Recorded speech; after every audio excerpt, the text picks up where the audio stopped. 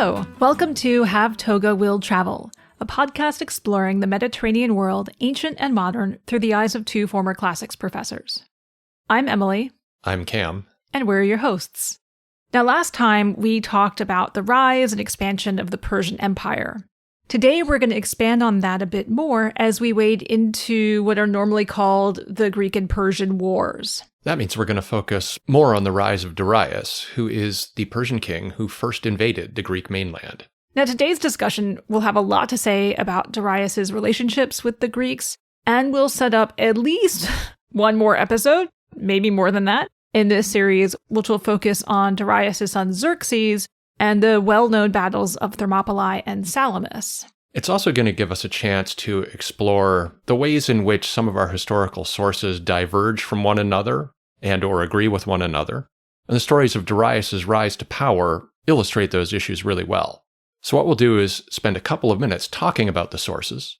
Then, as an entry point into our discussion of the rise of Darius as king, we'll talk a little bit about Cambyses, the son of Cyrus. And finally, we'll turn to Darius himself and talk in some detail about his relationship with the Greek world. So when it comes to sources, our main narrative source is primarily Herodotus. This is the Greek historian who writes a history of the Greeks' relationships with the Persians and tries to understand how the Persian Wars came to happen. Arguably one of the greatest writers in the history of the world. Oh yeah, no doubt. Now, Herodotus is interested primarily in historical causation, right? Why things happen. And to compile his histories, he interviews lots of people to gather stories about events and the key players in those events. Now, the accounts he gathers are not necessarily reliable, but he feels compelled to present what he hears. And in some cases, he doesn't think the stories he's telling are reliable either. And he'll tell you that, like, this is what they told me, but I don't know. When it comes to Darius, Herodotus seems to have inherited both official Persian stories, and I say official in scare quotes, that tended to be pro-Darius, as well as some other traditions, mostly Egyptian, that took a pretty dim view of Cambyses, the son of Cyrus, the Persian king whose death ultimately brought Darius to the throne. On the other hand, we also have other evidence in the form of inscriptions, both in what is now Iran and in Egypt, and even a few documents from Egypt preserved on papyrus. Now, these are really interesting because they don't always align with the narratives that we find in Herodotus that he's getting from his sources. So the story of Darius's rise to power really begins with Cambyses. And the stories about Cambyses really do allow us to explore some of the issues about sources that we've already raised. To remind you where we are, Cambyses was the son of Cyrus the Great, founder of the Persian Empire, and became king when his father died around 530 BCE, probably fighting off somewhere in eastern Iran. So as we mentioned last time, Cambyses, while he's king, invades and conquers Egypt. And as we mentioned the story of Silason, Darius was one of his guard on this campaign. Now, Herodotus portrays Cambyses as someone who is mentally unwell, who is prone to excessive behavior, and who dies in a way meant to emphasize that the gods have, let's say, a keen sense of irony. To give you a flavor of some of the stories Herodotus tells about Cambyses, we can start with the story of the Apis bull. I love this story. It's a great story. And not just because I passed my Greek language exam in grad school because I knew this story. Right, let's not confess to the world how rusty your Greek language skills were at that particular moment in time. Hey, whatever, man. I got lucky and I worked it. So Apis, if you don't know who he was a god, essentially the son of Hathor, who is an Egyptian goddess who, among other things, is the symbolic mother of the pharaohs. And Apis had a habit of being incarnated into the world in the form of a calf who was identified shortly after birth because of a particular set of markings it carried on its head, which marked it out as divine, as the incarnation of a god. And when this calf was discovered, it was essentially adopted by the priests and given the sort of life appropriate to a god made manifest on Earth, getting its pick of whatever it is cows eat. That kind of stuff. I don't know, what else do cows aspire to do? I mean, bulls aspire to a few other things, I'm guessing. So they probably get their pick of cows as well, I'm guessing. Heifers, yeah, whatever. Yes. Anyhow, so during the reign of Cambyses, an Apis bull is born, and Cambyses kind of loses his cool a little bit when he comes back to Egypt from attempting to invade Ethiopia. That invasion had failed. He comes back in the middle of a festival welcoming a new Apis bull, and he gets, let's say, a little annoyed because he thinks the Egyptians are making fun of his failure. And he tries and fails to kill the Apis bull, but he wounds the Apis bull in the leg, and it dies a few days later. Cow killer. Sorry, I can just see that scene from Oh Brother. It's an interesting story because, the reason Cambyses flips out is he can't believe that the Egyptians believe that this calf is actually a god. So he makes fun of their religious beliefs and ends up killing the calf. Yeah. And also flogs the priests and executes a bunch of the Egyptians who happen to be there celebrating the discovery of the new Apis bull. Everything is obviously about Cambyses. Everything, yeah. Narcissism. Yep. But this reflects back directly on something we had mentioned in our last episode, and that is that Cyrus and Cambyses, perhaps, and Darius, all of these kings presented themselves to some extent as the defenders of local gods. And in this particular story, what you have is Cambyses violating that strategy. And the story, therefore, sort of casts Cambyses as unworthy of being a king. Now, this is not the only unsavory thing that Cambyses gets up to. Herodotus also tells us that Cambyses murdered his brother Smerdis, sometimes called Bardia. We get two different names for this person in the sources. We're mostly going to call him Smerdis. But he murders him in a fit of rage and paranoia. Can't imagine where we've seen those two characteristics already come up about Cambyses. Anyhow, Cambyses gets angry here because the Ethiopian king had taunted him before he tried to invade Ethiopia, right, the invasion that failed, by giving his bow over to the Persians and saying, "You can invade my country when some Persian can string and draw this as effortlessly as I can." Now, unfortunately for Smerdis, he is the Persian who gets further than any other Persian in stringing it. He strings it. He even manages to draw it a couple inches. So, good for him. Now, enraged by this, because of course it marks out his own failure. Yes, of course. Cambyses did not do as well as his brother did. He did not. So Cambyses freaks out a bit and sends Smerdis back to Persia, and he's dismissed from the Egyptian expedition. But after Cambyses sends his brother home, he has a dream. And in this dream, Smerdis sits on Cambyses' throne in Persia, and his head touches the sky. This is a dream that doesn't take a whole lot to interpret accurately, I don't think. Cambyses is worried that his brother is going to usurp the throne, basically, and become king. So Cambyses decides to get a jump on Smerdis before this can happen, and he orders his henchman, Prexaspes, to murder his brother, which Prexaspes does. It's convenient, I suppose, when you have a guy who has the title henchman, and you can just dispatch him on all these errands like this. Was henchman his title? Well, in my head, it was his title, yes. I mean... I was like, is this a formal thing in the Persian court? I am the henchman. I mean, he's a Persian king. He has a lot of henchmen. Yeah, he does have a lot of henchmen. This is getting us into the weeds, but later sources do talk about officials who have titles like the King's Eyes, things like that. So there are like these quote-unquote special agents, if we want to think about them that way, who get up to shady business on the king's behalf. Okay. Now, beyond these two stories, I mean, Cambyses generally gets up to a bunch of other, bad stuff. Among other things, he actually is going to go on to kill Prexaspes' son, right? The guy who just killed his own brother for him. This is a great way to reward somebody who does your dirty work for you. Yeah. He gets angry, here's a theme, when he learns from Prexaspes that Persians suspect that Cambyses is maybe drinking too much and starting to lose it. And so he declares that he will prove he is in full command of himself by shooting an arrow at Prexaspes' son. Now note, Prexaspes is just relaying the message. Anyway, he decides that if he can shoot Prexaspes' son through the heart, then clearly he has all his faculties, and he successfully does so. Which clearly proves that he's totally sane. Yes. Talk about a heads I win, tails you lose. If she drowns, she's not a witch. Yes.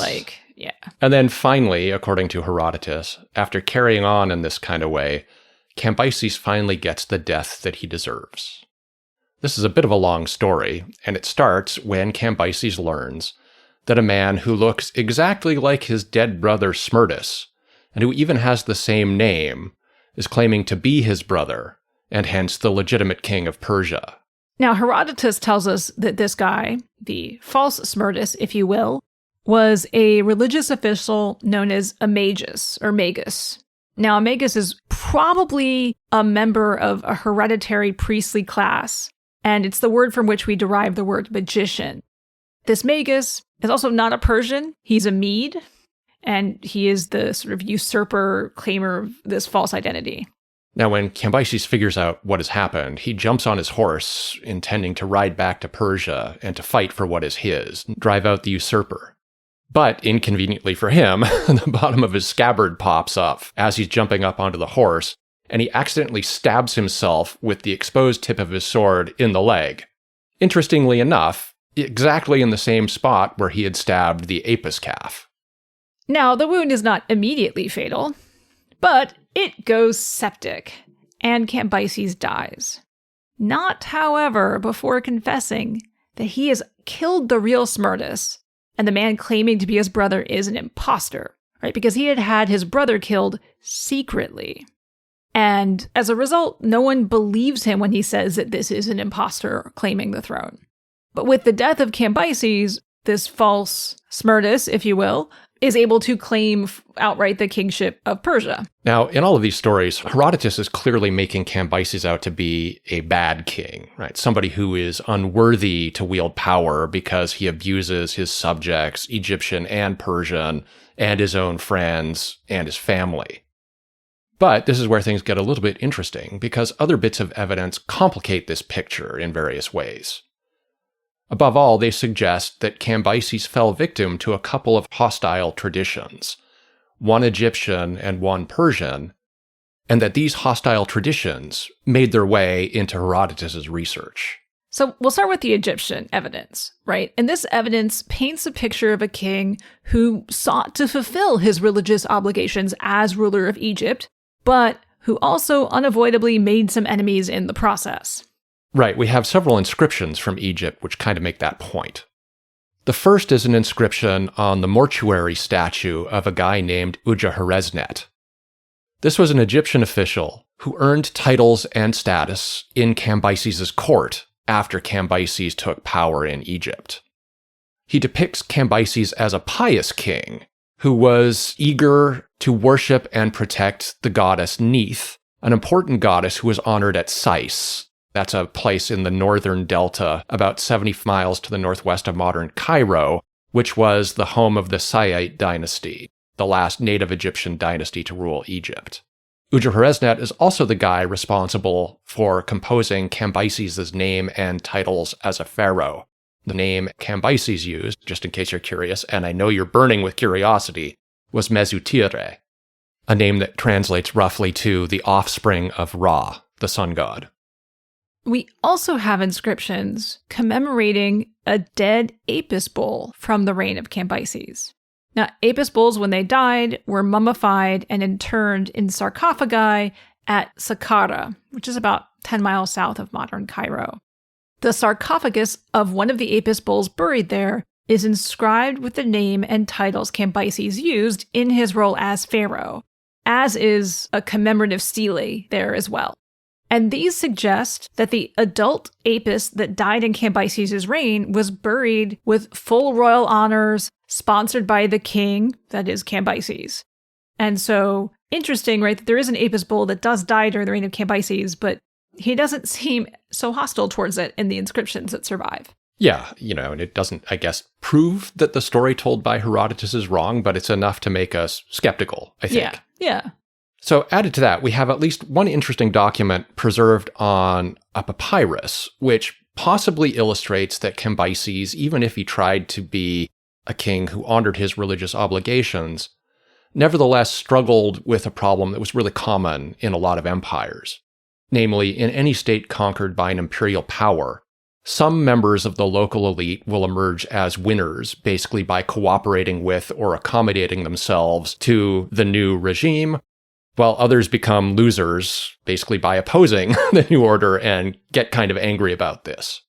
And what we have from Egypt is an old edict issued by Cambyses, which survives on the reverse side of a later document. So the original papyrus was reused. And what this document suggests is that Cambyses may have tried to reduce the amount of commodities to which some temples were entitled by custom. The details here are a little bit murky, but you can imagine that while people like Udjahorresnet did well under Cambyses, these people who accommodated themselves to the regime and earned titles and status, at least some important religious priests were losers in the way things were reshuffled after the Persians took power, and were hostile to Cambyses, to his administration, and ultimately to his memory after he was dead. And we know that Herodotus did extensive inquiries in Egypt in preparing his histories, and he very may well have picked up on that negative tradition. The Egyptian priests really were keepers of the historical tradition there anyway, so it would make sense that he talked to priests and that he talked to priests that had this negative view. And this is especially pertinent given how Persian sources deal with Cambyses. So the Persian take on Cambyses is a little more complicated, but to understand why, we need to talk a little bit about what happened after Cambyses dies. Now, the short version is that Darius became king after killing a rival who claimed to be Cambyses' brother. Now, naturally, Darius argues that his rival's claim to the throne was false, and his was true, and thus he is the rightful king. Now, a version of this story found its way to Herodotus, who gives us a masterful narrative full of the kind of colorful detail for which Herodotus is justly famous. We've already mentioned one of the key details. A magus, who also happened to be Median rather than Persian, but who looked exactly like Cambyses' brother Smerdis, and appears to have had the same name, declared himself king after Cambyses secretly had the real Smerdis, his brother, killed. Now, according to Herodotus, the false Smerdis' scheme was finally exposed because a Persian aristocrat, Otanes, got a little suspicious that this wasn't necessarily Cyrus's son. Further, and this becomes an important, if somewhat bizarre detail in the story, Otanes remembered that the magus, Smerdis, had committed a crime of some sort in the past, and that Cyrus had had him punished by cutting off his ears. Now, coincidentally, Otanes' daughter, Phidimia, had been one of Cambyses' wives, and she, like all the rest of Cambyses' wives, were claimed in turn as wives by the new king, who married them partly to help establish his legitimacy. So Otanes gives his daughter a mission. Wait until the king is asleep, and then feel under his headdress to see if he had ears. Why he goes to bed with a headdress is a detail that is left unexplained by Herodotus, just in case you're curious. Yes. The best I can come up with is that really elaborate hairstyles trying to protect them while you sleep, possibly? That's possible, but also he has no ears, right? So is trying to disguise that from people. Yeah, but didn't the Persians rock the long hair? So they did, yes. And there's some serious hairstyling going on in those images that we get of them. Fair enough. Anyhow, details aside, Phidimia follows her father's instructions and discovers that her husband, Smerdis, has no ears, and she relays this information to her father. Now, Otanes now knows that the king is an imposter and not actually the son of Cyrus. So he decides he has to do something. Not only has Cyrus's legitimate dynasty been overthrown, but now there's a Mede on the throne instead of a Persian, and that clearly can't stand. So Otanes recruits 6 other helpers, including Darius. And together, these 7 men enter the palace, manage to gain access to the king, and kill him along with his immediate supporters. Otanes, Darius, and the 5 other conspirators then debate what form of government would be best for the Persians. There's an argument for democracy, there's an argument for some kind of aristocratic government, but the solution they finally settle on, thanks largely to Darius's argument, is monarchy. There will once again be a king, conveniently enough for Darius. This is one of those parts of Herodotus that kind of reminds me of Thucydides when you're like, yeah, this never happened. The funny thing is that Herodotus tells you right at the beginning, people never believe me when I tell this story, but it really did happen. Yeah. I mean, sure, Herodotus. Who knows? I mean, I love Herodotus, but like, I can't go with him on that one. In any case. Yeah. So after this debate, all 7 men agree that the king will be chosen randomly from the 7 of them. They're all going to assemble on horseback at dawn, except for Otanes. Otanes himself actually opts out of the opportunity to become king. And what they decide, they're going to meet at dawn, and the rider of the first horse to neigh will be the king. Now, Darius, with the help of his groom, decide to game the system. So the groom makes sure to conceal a mare nearby that Darius's stallion really, really likes. And so Darius's stallion, sensing the mare is the first to neigh, and Darius becomes king. Hey presto. Now, most of this story sounds completely ridiculous. Probably because it is. But what's really funny here is that the core elements actually replicate some of Darius's own claims about how he became king. Claims which Darius himself memorialized on the Bisitun Inscription. Now, the Bisitun Inscription is an inscription high up on a cliff, about halfway between modern Baghdad and modern Hamadan. It's a trilingual inscription. That is, it's carved in 3 languages: Old Persian, Akkadian, and Elamite. And for all you nerds out there, here's your great bit of trivia for the day. This is essentially the Rosetta Stone of cuneiform writing systems. The Old Persian can be deciphered rather easily because it's closely related to later forms of Persian. And it's, Indo-European. Exactly. And once scholars had a handle on how Old Persian was being represented in the cuneiform writing system used on the inscription, they were then able to decipher the other 2 languages. And now, thanks to that, we can read Akkadian and Elamite as well. Although it took over a century to complete that decipherment. The Rosetta Stone was like 20 years or something. Like, that went really fast. But the cuneiform took a lot longer because there was just a lot less to work with. Yeah, and Akkadian and Elamite are also pretty complex languages written in pretty complex scripts. Yeah. And Elamite's an isolate. Yes. And another funny detail, not really funny, interesting detail, is that there is an older script used for Elamite that was only deciphered literally, I think, 2 or 3 years ago. Oh, wow. Linear Elamite. Is that going to help us get to linear A? We'll see. Probably not. Yeah. Anyway. So, back from that tangent. So the Bisitun inscription itself tells the story of Darius leading an effort to liberate the empire from an imposter son of Cyrus. And here the name Bardia is used. And Bardia is the Iranian name that eventually comes into Greek somehow as Smerdis. Please don't ask me how that happened. So he leads this effort to liberate the empire, and he also then has to defeat a whole bunch of rebels who rise up against Persian power in a number of provinces around the empire during this period of succession. And this inscription is accompanied by a relief depicting Darius trampling a rebel leader as he stands in front of 9 others who are bound and chained at the neck. And he raises his hand in greeting to the god Ahura Mazda, who is floating over the scene. And scene.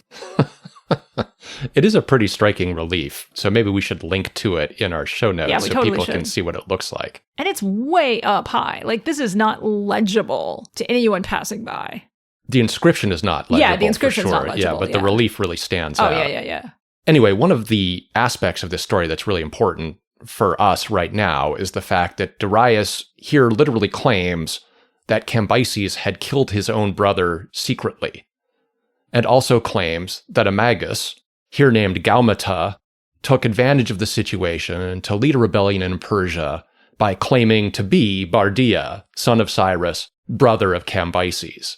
So it really is a version of the story that we find in Herodotus.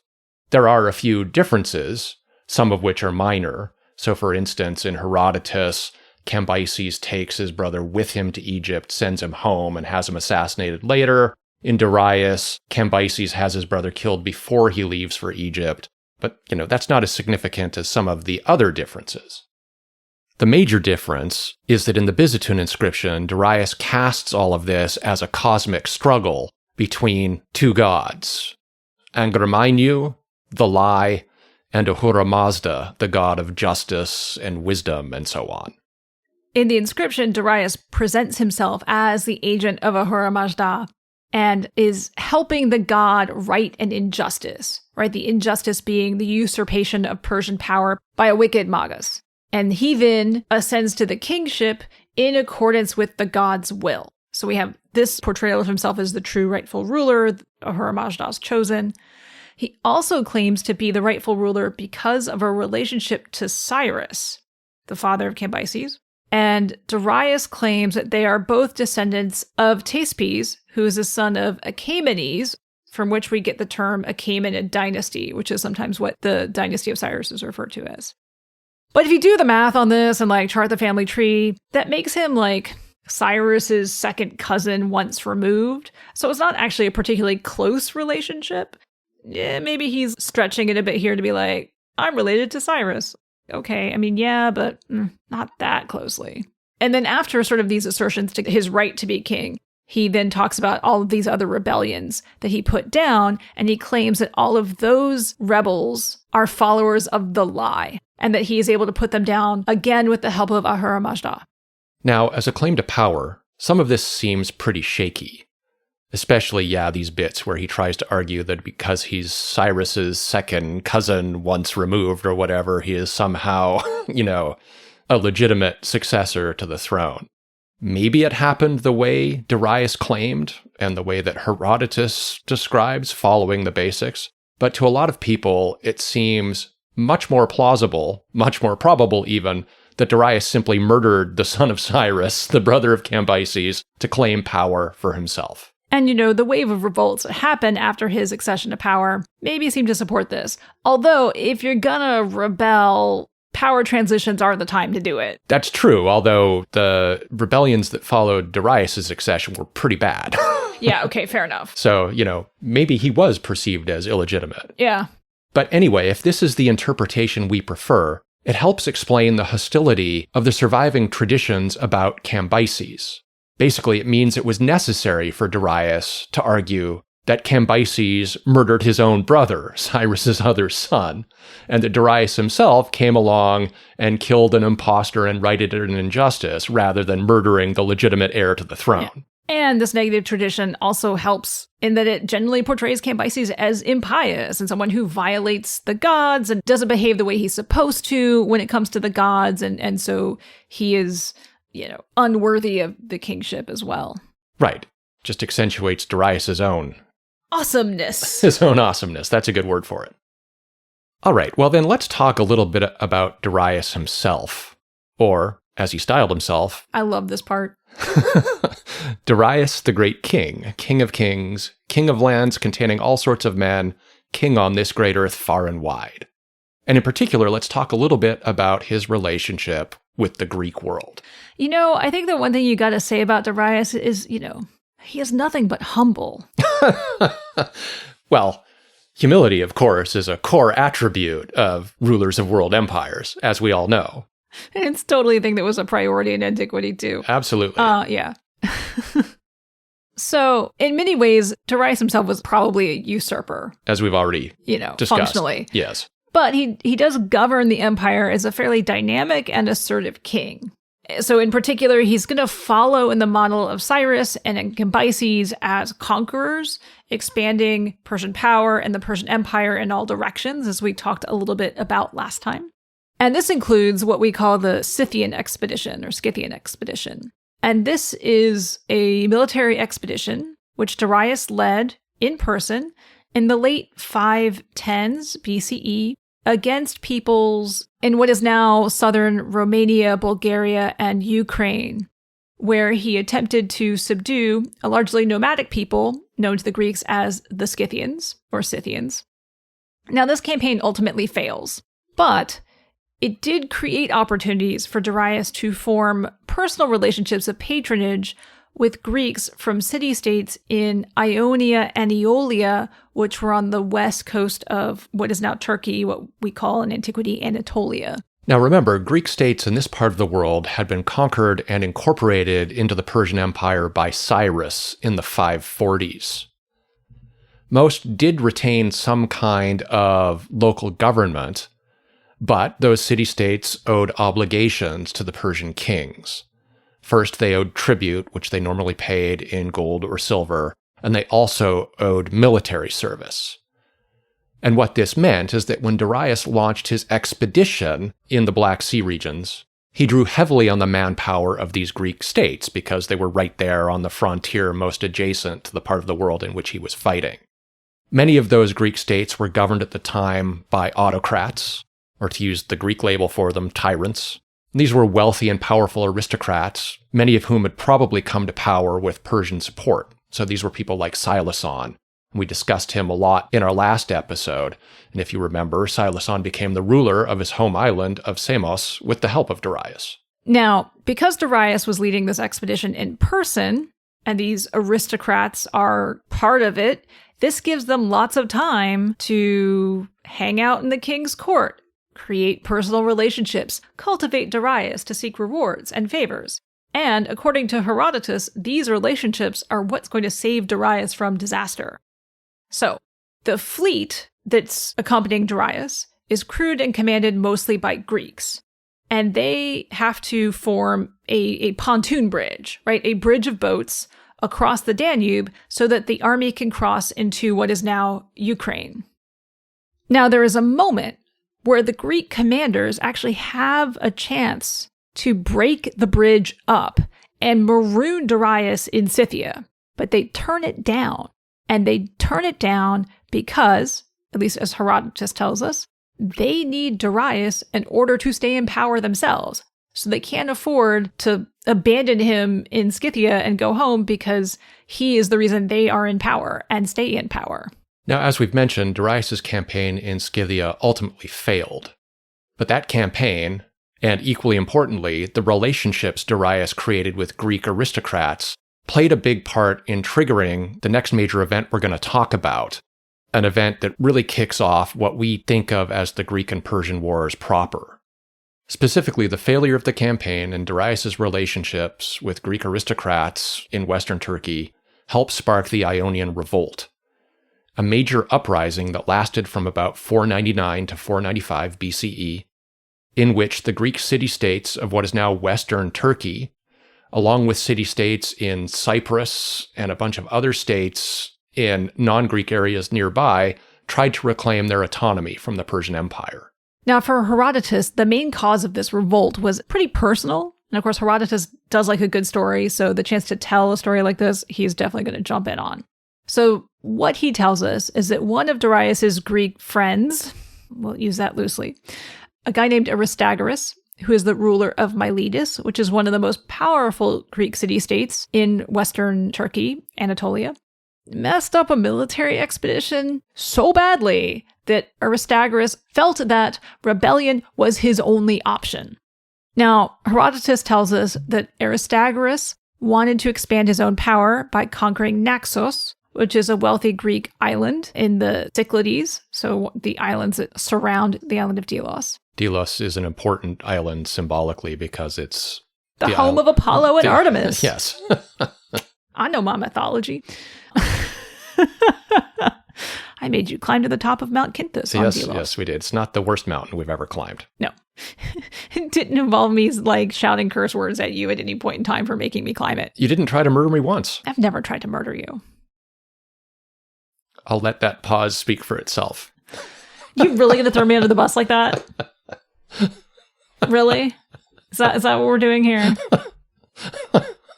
Anyway, back to our story. So Aristagoras asks the local satrap, right, the governor of the province, a guy named Artaphernes, who's Darius' brother. He asks him for Persian help on this expedition. And with Darius' okay, Artaphernes gives Aristagoras ships and men and assigns him a Persian co-commander, a guy named Megabates, who is one of Darius' cousins. And they set out. Now, unfortunately for Aristagoras, the attack went badly. He and his fellow commanders had been aiming for surprise.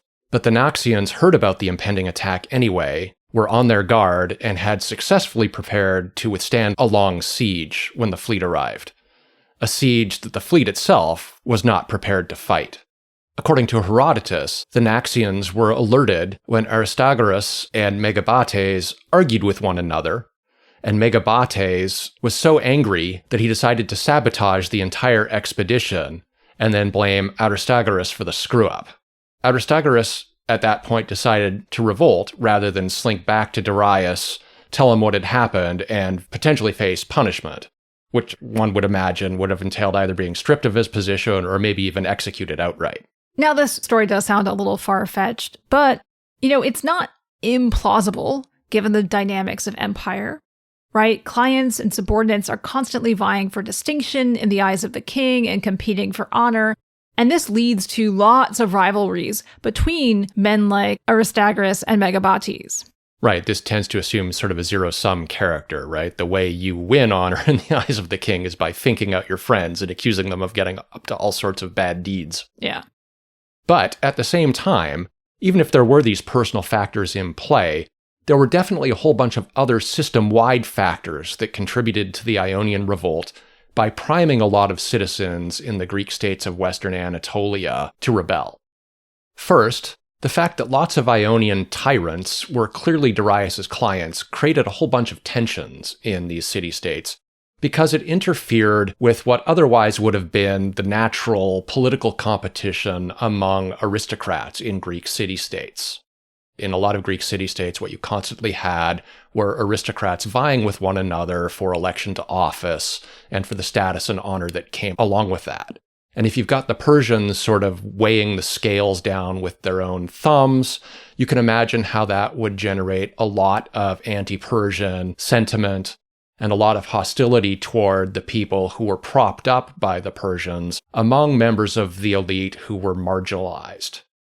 At the same time, tribute and military service were things that the Greeks did not like, and Greeks constantly compare having to pay tribute and having to perform military service to being enslaved. Now, the tribute part was definitely annoying, but the military service was probably the one that weighed more heavily. The citizens of Greek city-states, when called to perform military service by the Persians, mostly served in the navy, because a lot of these city-states were coastal, and the people living there were experienced sailors. Fun fact, Greeks still very experienced sailors. Yeah, they have the largest merchant marine in the world still, I think. Yeah. And I think some large percentage of all international shipping is owned by Greeks. Yeah, I think it's like today. 25 to 30%. Yeah. Anyway, but antiquity, service in the fleet was not fun at all. The state-of-the-art naval technology at the time was the trireme, what would be called a triremes in ancient Greek. And this is an oared warship powered by about 170 rowers who sat in 3 oar banks on each side of the ship. And if you happen to be in Athens, you can actually go and see a life-sized replica of an ancient trireme if you wander down to Neophiliro and visit the Avaroff Ship Museum. Yep, the Olympias. The Olympias. Not just a replica of an ancient trireme, but also a commissioned vessel in the Hellenic Navy. Yep. Anyway, working on one of these ships was hot, sweaty, and physically taxing, especially during the summer, which, coincidentally, was the peak campaigning season. If you were an oarsman on one of the top banks, at least you got some fresh air. But those on the lower 2 tiers of oars had to work in very cramped and stuffy conditions. They were constantly drenched in sweat. Not just their own sweat, but also the sweat of the people above them, which just kept raining down on them more or less nonstop as everybody pulled those oars. Yeah, and you hope sweat's the only thing raining down on you? Yes. Now, as we mentioned, Greeks had been called upon for this kind of service in the Scythian expedition, and again, probably for additional campaigning in the northern Aegean in later years, and they probably weren't all that happy about it. Yeah, so you can definitely see how that would have been a factor, alongside the more personal factors that Herodotus really focuses on. But whatever the ultimate causes of this revolt in 499, Aristagoras found plenty of willing rebels when he went looking for support, and the resulting conflict took the Persians about 5 years to suppress. That victory of the Persians over the rebels may have been the end of the story, except that a couple of Greek states across the Aegean had come to the aid of the Ionians, early in the revolt, including Athens. We told parts of this story in our very first episode when we talked about the Athens Marathon. We encourage you to go back and listen to that if you haven't done so already. Yeah. But the important detail here is that in 499, when the Ionian Revolt broke out, Athens, at least from the Persian perspective, was actually considered to be a subject state in the Persian Empire. Now, why is this? Well, we'll tell you. Because the Athenians had, in the eyes of the Persians, recognized the supremacy of Darius a few years earlier. Right after the birth of Athenian democracy, the Athenians were desperate to find allies against several of their neighbors, including the Spartans, and Artaphornes, the satrap, offered them protection if they gave the symbolic tokens of submission to Persian power, which is earth and water. The Athenians did so, and thus the Persians saw them as part of their empire after that. That made it particularly irritating to the Persians when the Athenians sided with the Ionian city-states in 499. Now, the Athenians did have some reason for doing that. They'd quickly soured on the Persian alliance, mostly because the Persians didn't really provide much in the way of tangible help when the Athenians needed it. But even worse, the Persians had tried to force the Athenians to recall Hippias, the autocrat whose expulsion from Athens had paved the way for the creation of the democracy in the first place. So in 499, the Athenians were very much in an anti-Persian mood, and what that meant is that when Aristagoras showed up at Athens looking for help, the Athenians were quick to support the Ionians. So the Athenians send a force that lands on the coast of western Anatolia in the first year of the war, and this force helps the Ionians sack the city of Sardis, which was the Persian administrative capital of western Anatolia and the seat of Darius's brother Artaphornes. And Sardis has quite the striking citadel.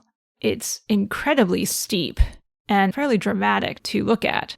We have friends in grad school who tried to get to the top of it, and it did not go well.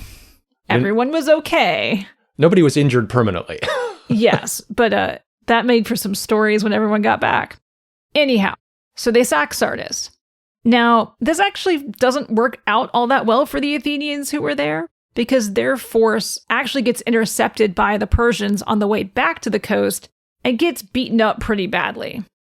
But the Athenian participation in the revolt marks them as rebels in the view of Darius.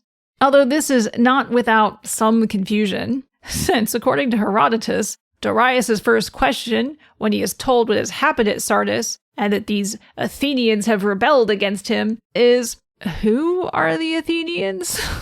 I mean, to be fair, it's a little hard to keep track of everybody when you rule an empire that spans the entirety of the known world. Yeah, fair enough. And Athens is pretty fringe for Yes, it's way Darius, off, yeah. way off across the Aegean on the western edge of the empire. Tiny little place on a Yeah. map. But anyway, Athenian defiance during the Ionian Revolt probably accelerated further Persian advances in the Aegean. Precisely because, from the Persian perspective, once Darius was of course reminded who the Athenians were, the Ionian Revolt could not be considered fully over if a rebel state that had participated in the revolt remained unpunished. Yeah, but the Persians probably would have been looking to expand that way anyway, because that was right at the fringes of where they were, and if you're an expansionist empire, that was going to happen eventually, but probably happened faster. Yeah, that's true. We have to remember that even though Greek authors, of course, see Greece as the most important part of the world, from the Persian perspective, it was sort of just like this little fringe place, again, off on the edge of the frontier. Not that important, but it was a useful place for a king to campaign if he wanted to make a statement, because one of the things Persian kings loved to do was demonstrate their role as Ahura Mazda's representatives on Earth, bringing order to a world in chaos by going off and thumping on people who refuse to submit to that order. Now, all of this sort of ultimately results in the Marathon campaign in 490 that we talked about in our first episode. Darius is going to send a force across the Aegean to bring all of the Cycladic islands under Persian control and to punish Eretria and Athens, the two city-states on the far side of the Aegean that had supported the rebels in the Ionian Revolt. And although the Persians took many of the islands and captured Eretria, The campaign against Athens itself failed when the Athenians managed to defeat the Persian invasion force at Marathon, and then made their heroic march back to the city to prevent the Persians from taking it while the army was away and the city was undefended. So for the time being, mainland Greece was safe, but conditions are set up for the grudge match. And the man to pursue it is not going to be Darius, but his son Xerxes, who is going to invade Greece and try to conquer all of it 10 years later in 480. But that, as they say, is another story, and we'll come back to that next episode. So that's all for today. I'm Emily. I'm Cam. And this has been Have Toga Will Travel. Find us wherever you get your favorite podcasts or at havetogawilltravel.com. You can follow us on all the socials, and if you have any questions or topics you'd like us to cover, please feel free to reach out. And if you like this episode, please do tell a friend about us. Thanks for listening, everybody.